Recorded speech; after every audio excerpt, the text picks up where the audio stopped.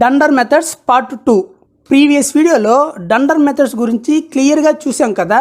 ఈ వీడియోలో డండర్ మెథడ్ని ఎలా క్రియేట్ చేయాలో చూద్దాం.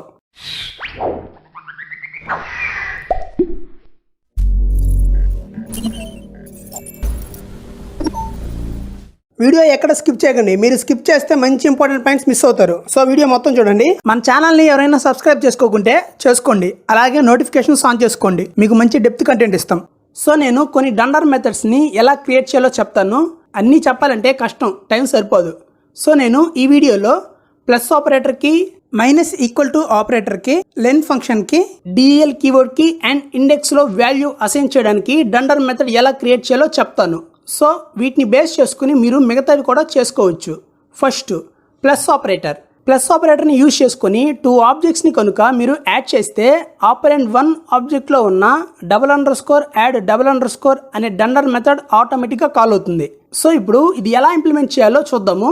ఫస్ట్ నేను ఒక క్లాస్ని క్రియేట్ చేస్తున్నాను. దాని పేరు ఏ అని ఇస్తున్నాను. చూడండి, క్లాస్ ఏ కోలన్, దీంట్లో ఇనిట్ మెథడ్ ఇస్తున్నాను. DEF $_init $_ self comma A colon. Next self dot A equal to A. So ఒక క్లాస్ని ఒక ఇన్స్టాన్స్ వేరియబుల్తో డిక్లేర్ చేసాము.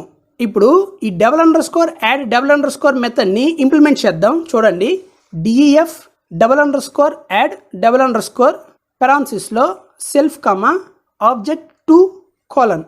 సో దీంట్లో నేను ఎందుకు సెల్ఫ్ కామా ఆబ్జెక్ట్ 2 అని ఇచ్చాను అంటే, మనం సపోజ్ ఆబ్జెక్ట్ 1 ప్లస్ ఆబ్జెక్ట్ 2 అని ఇచ్చాము అనుకో, ఆబ్జెక్ట్ 1 రిఫరెన్స్ ఈ సెల్ఫ్లోకి వెళ్తుంది అండ్ ఆబ్జెక్ట్ 2 రిఫరెన్స్ ఈ ఆబ్జెక్ట్ 2లోకి పోతుంది. అందుకే నేను సెల్ఫ్ కామా ఆబ్జెక్ట్ 2 అని ఇచ్చాను. సో ఇప్పుడు ఈ సెల్ఫ్ అండ్ ఆబ్జెక్ట్ 2లో మనకి ఏ అనే ఇన్స్టాన్స్ వేరియబుల్ ఉంటుంది. సో ఒక ప్రింట్ స్టేట్మెంట్ ఇస్తున్నాను. Print of self dot a plus object 2 dot a. అంతే. ఇప్పుడు క్లాస్ ఏకి 2 ఆబ్జెక్ట్స్ని క్రియేట్ చేద్దాం. చూడండి, obj1 equal to A of 10. Next obj2 equal to A of 20. So ఇప్పుడు obj1 ప్లస్ obj2 అని ఇస్తున్నాం. చూడండి, సో ఇప్పుడు ప్రోగ్రామ్ ఎగ్జిక్యూట్ చేద్దాం. అవుట్పుట్ చూడండి, 30 వచ్చింది. సో ఇది ఎలా వచ్చిందంటే, మనం obj1 ప్లస్ obj2 అని ఇచ్చినప్పుడు obj1 యొక్క క్లాస్ ఏలో ఉన్న $_ యాడ్ $_ మెథడ్ కాల్ అవుతుంది. సో కాల్ అయినప్పుడు సెల్ఫ్లో obj1 రిఫరెన్స్ పోతుంది అండ్ ఆబ్జెక్ట్ 2లో ఈ obj2 రిఫరెన్స్ పోతుంది. సో దీంట్లో మనం self dot a plus object 2 dot a అని ఇచ్చాం కదా. సో సెల్ఫ్ డాట్ ఏ అంటే obj1 డాట్ ఏ అని. సో obj1 డాట్ ఏలో ఏముంది?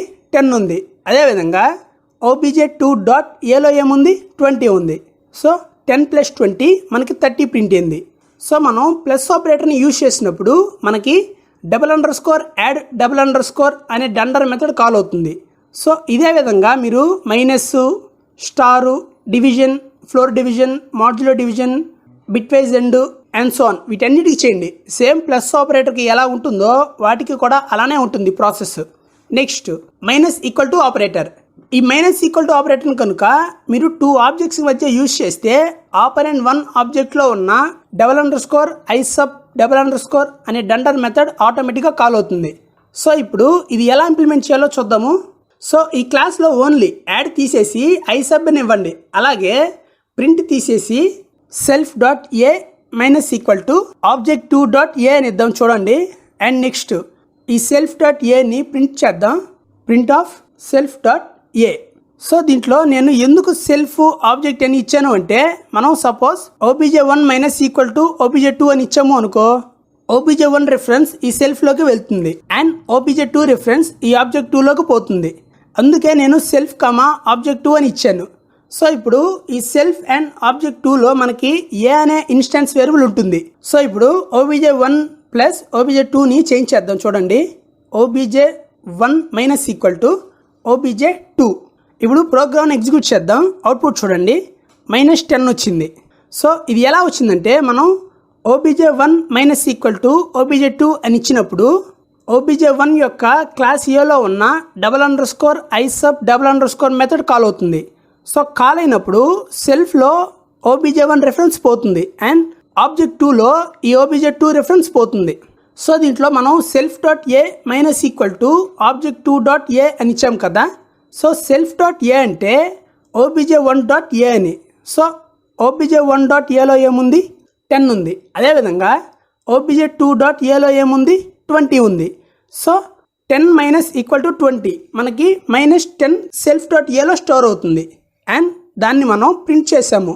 సో మనం -= ఆపరేటర్ని యూజ్ చేసినప్పుడు మనకి $_isub_ అనే డండర్ మెథడ్ కాల్ అవుతుంది. సో ఇదే విధంగా మీరు +, star =, division =, floor division =, modulo division =, bitwise and and so on వీటన్నిటికీ చేయండి. సేమ్ -= ఆపరేటర్కి ఎలా ఉంటుందో వాటికి కూడా అలానే ఉంటుంది ప్రాసెస్. Next లెన్ method. మనం ఒక ఆబ్జెక్ట్ని లెన్ మెథడ్లో పాస్ చేసినప్పుడు ఆ ఆబ్జెక్ట్ యొక్క క్లాస్లో $_len $_ అనే మెథడ్ ఆటోమేటిక్గా కాల్ అవుతుంది. సో ఇది ఎలా ఇంప్లిమెంట్ చేయాలో చూద్దాము. సో నేను ఈ క్లాస్ ఏలో ఈ $_isub తీసేస్తున్నాను చూడండి. ఇప్పుడు దీంట్లో def $_len $_ సెల్ఫ్ ఇస్తున్నాను కోలన్, ఒక రిటర్న్ స్టేట్మెంట్ ఇస్తున్నాను, రిటర్న్ len of self.a. సరే, ఇప్పుడు ఈ కింద ఉన్న స్టేట్మెంట్స్ తీసేద్దాం చూడండి. ఇప్పుడు నేను ఒక ఆబ్జెక్ట్ని క్రియేట్ చేస్తున్నాను. object1 = a ఆఫ్ ఒక లిస్ట్ ఇస్తున్నాను 1, 2, 3, 4, 5. సో ఇప్పుడు ఈ object1ని లెన్లో పాస్ చేద్దాం చూడండి. Print of len of object1. ఇప్పుడు ప్రోగ్రామ్ ఎగ్జిక్యూట్ చేద్దాం. అవుట్పుట్ చూడండి 5 వచ్చింది. సో ఇది ఎలా వచ్చిందంటే మనం లెన్ ఆఫ్ object1 ఇచ్చినప్పుడు ఈ object1 యొక్క క్లాస్ ఏలో ఉన్న $_len $_ అనే మెథడ్ కాల్ అవుతుంది. సో ఈ object1 యొక్క రెఫరెన్స్ ఈ సెల్ఫ్లోకి పోతుంది. నెక్స్ట్ మనం లెన్ ఆఫ్ self.a అని ఇచ్చాం కదా. సో self.a అంటే object1లో ఉన్న a అనే వేరియబుల్. సో ఏలో ఒక లిస్ట్ ఉంది. సో దాని లెంత్ని మనం ప్రింట్ చేసాము. సో ఈ విధంగా మనం లెన్ మెథడ్కి డండర్ మెథడ్ని ఇంప్లిమెంట్ చేసాము. మీరు ఈ లెన్కి ఎలా చేశారో strకి, రివర్స్కి, dirకి, ఈజ్ ఇన్స్టాన్స్కి, ఈ సబ్ క్లాస్కి, ఇంట్కి ఎక్సెట్రా ఇలాంటి ఫంక్షన్స్కి డండర్ మెథడ్ని ఇంప్లిమెంట్ చేసేయచ్చు. Next del keyword. మనం del కీవర్డ్ని యూజ్ చేసి ఏదైనా ఒక ఆబ్జెక్ట్ని డిలీట్ చేస్తే మనకి $_del $_ అనే డండర్ మెథడ్ కాల్ అవుతుంది. అదే మనం del కీవర్డ్ని యూజ్ చేసుకుని ఆబ్జెక్ట్ యొక్క యాట్రిబ్యూట్ని డిలీట్ చేస్తే అప్పుడు $_del item $_ అనే డండర్ మెథడ్ కాల్ అవుతుంది. అదే మీరు ఒక ఆబ్జెక్ట్ని యూజ్ చేసుకుని ఇంకొక ఆబ్జెక్ట్ని డిలీట్ చేస్తే అప్పుడు $_delete $_ అనే డండర్ మెథడ్ కాల్ అవుతుంది. సో నేను ఇప్పుడు del కీవర్డ్ని యూజ్ చేసి ఏదైనా ఒక ఆబ్జెక్ట్ని డిలీట్ చేస్తే ఎలా ఈ $_del $_ అనే డండర్ మెథడ్ వర్క్ అవుతుందో చెప్తాను. సో దీనికోసం సింపుల్గా ఈ క్లాస్ ఏలో మొత్తం తీసేద్దాం చూడండి. $_del అనే మెథడ్ని ఇద్దాము.